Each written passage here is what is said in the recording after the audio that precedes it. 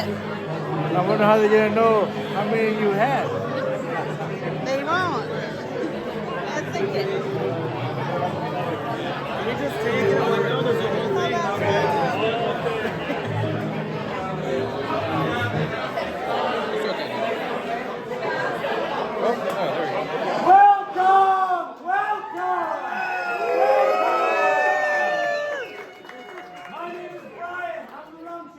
My full-time job is drinking rum and hanging out. I'm going to be your co-host for this rum tasting, and with me I've got Mr. Sean Fork, the Rumming Bird. That's me.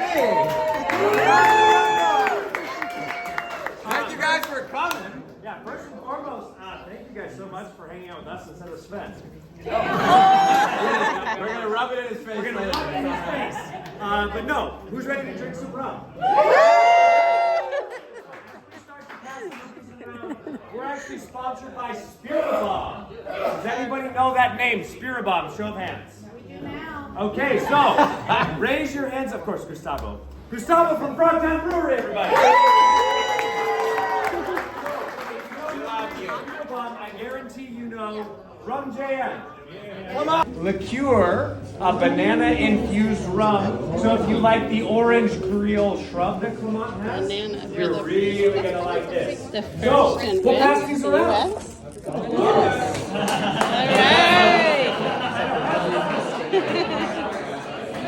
Bananas. Go get one, Reno, and I'll video you. Here we go, guys. Let's see it. Bananas.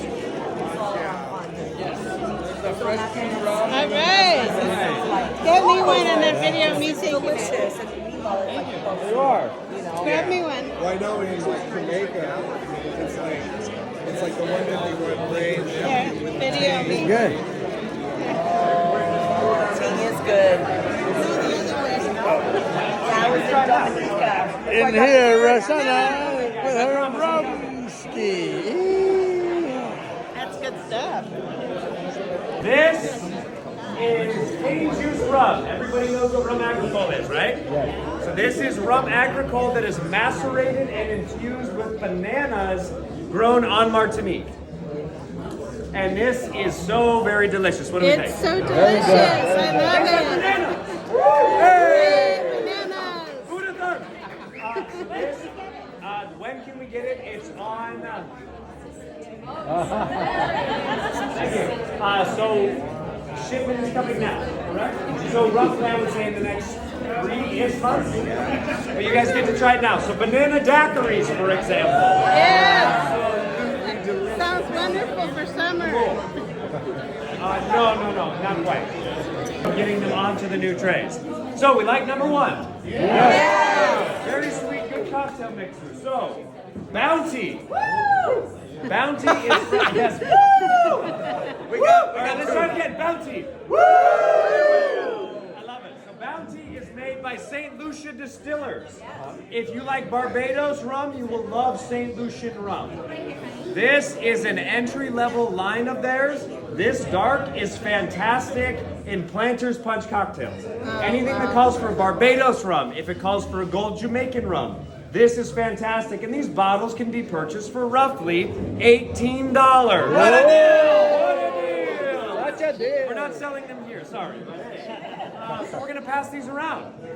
The bottles? Yeah. I'm just kidding. 43%. 43%. So we're jumping up, guys. I'm going to go down. Okay, so number 3. There they The sea are. snakes. Hey, I love it. There they are. Wow. God bless you guys. This is great. Who here has heard of Chairman's Reserve? Okay, some of you. For those of you who aren't, you are incredibly lucky. Since rum is my full-time job, I've had 1,400 rums from 73 countries. Brag about And it. I can tell you with no uncertainty that Chairman's Reserve is one of the best rum brands and one of the most underappreciated. It kind of falls into this weird, it doesn't go into tiki drinks, so we don't know what to do with it. It doesn't have the acclaim of a Foursquare, so it must not be good. The bottles are really cheap. So it must not be good. I'm telling you, any Chairman's Reserve, if you pick up a bottle, you will fall in love with the brand. first sip I ever took, I fell in love with it, and I'm a huge proponent of it today. I actually have not tried their 2009 expression. Jesse, you should tell us a little bit about this, because I know nothing. My pleasure. Jesse from Chairman's Reserve. Thank y'all for being here. This is really, really beautiful stuff. This is 11-year aged rum. It's a vintage, single vintage, 2009. It was distilled. We have 4 stills at St. Lucia Distillers, 2 pot stills, 1 Vendome still, and a column still. This is from 3 of the 4, a blend of column still rums from very low plates, so you still get a lot of character, with 1 of the John Doerr pot stills and the Vendome still as well. All independently aged in ex-bourbon barrels for 11 years, and then blended together in 2000 by our master blender, Denny Duplessis, who's a mad genius. He's incredible. And then was re-aged for an additional year just to sort of like let it settle into itself. So this is gorgeous, single vintage rum. Y'all think about what you're doing in 2009. That's when this sugarcane was being grown. That's when this molasses was being processed. And That was the rum went into before barrel. Nina was even born. So it's gonna come around. Beautiful sipping rum. It's also awesome as a finisher in tiki drinks, but Grab it's me one, Mina. gorgeous on its own with a little. God, I love you guys. This is great. So the 4th and final rum. We appreciate your patience. We appreciate your patience. 4th and final is Rum JM. Ooh, God, I love you. Ooh, that's good. Rum JM is the largest distillery in Martinique. They are doing cane juice rum or rum agricole.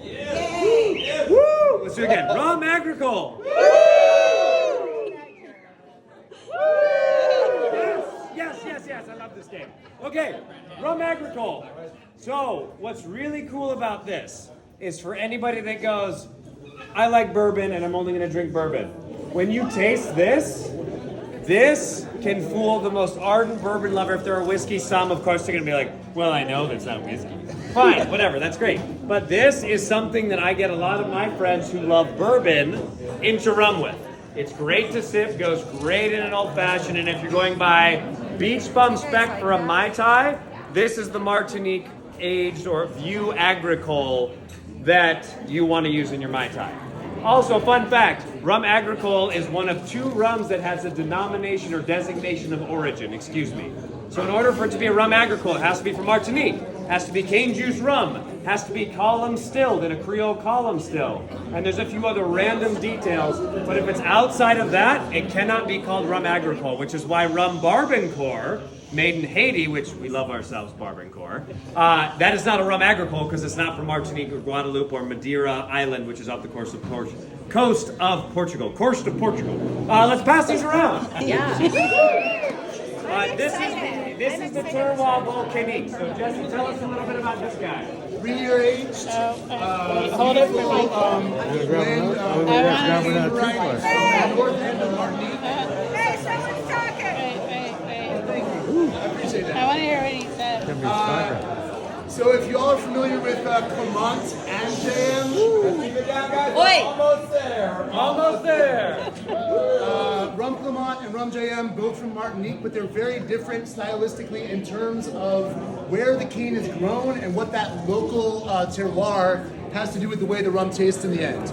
JM is, the cane for JM is grown in the far north end of Martinique, which is much more lush and tropical than where the cane for Clement is grown. So Clement tends to be, stylistically, especially the unaged ones, a little bit grassier, a little more herbaceous, dry, beautiful. The Rum JM, in opposition, is a little more full-bodied, tropical fruit, some of that overripe banana character that's so beautiful on a gorgeous rum agricole that's got some sort of jungly, rich, humid character to it. This is aged for 3 years in a blend of ex-bourbon and French Limousin oak casks. And it's just really lovely. Light toast on the front end, which is the 2-year aging in light toasted barrels, and then a final year in heavier char barrel to kind of bring out some of those like smoky, charcoaly notes. Enjoy. And then we'll come back. We'll come back right towards the end because I have a pop quiz for you guys, or maybe a story time. If you've been to my events, I do story times, and we're going to talk about the origin of tiki cocktails and how it all started in Indonesia. Oh, yeah. That sounds like Oh my... God, you guys are the best. Yay! To you guys. Hey! We'll come back in like 5-10 10 minutes and we'll have a quick story time before we wrap. All right. They are enjoying something called Batavia Arack Punch. Now, Arack, A-R-R-A-C-K, if you are unfamiliar, is one of the oldest distilled spirits. It's distilled from sugarcane. And Batavia Arack was a style that they were doing in Indonesia. But rather than drinking it straight, these gentlemen were creating something called Panch. P-A-A-N-C-H. Now, the reason is that's the Hindi word for 5. Now, with that, this will start sounding a little familiar for all the tiki files out there.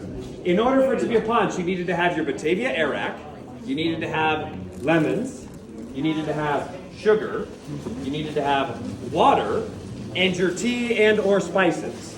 So that was the 5 ingredients that these Dutch colonizers were enjoying. Now, with the age of discovery, roughly everybody's sailing around, right? Every European power is trying to say, hey, this is ours, we're going to chop up the map, here we go. But inevitably, with the age of discovery, this concept of mixing all these things together made its way to the Caribbean, where it became 1 of sour, 2 of sweet, 3 of strong, 4 of weak. yes, absolutely. And that was the template for the Planter's Punch cocktail that was insanely famous for centuries existed, including Planter's Punch, because you saw it on the Don Beach menu, but I'm getting to Don Beach in a second. So anyways, there's all these different iterations, right? So instead of the 1 sour, 2, 3 strong, 4 weak, people would play around with the proportions.